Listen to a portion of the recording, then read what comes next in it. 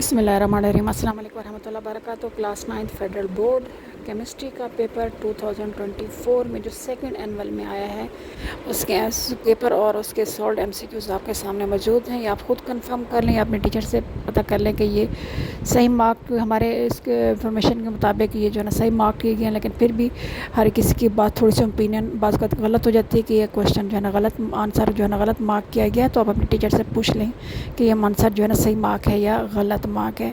Class 9th federal board second annual examination 2024 chemistry का पर्चा और उसके एमसीक्यूज़ आपके सामने मौजूद हैं। इसे जो है ना अपने पास महफूज कर लीजिए, देख लीजिए कि आपका पेपर कितना बेहतर हुआ है।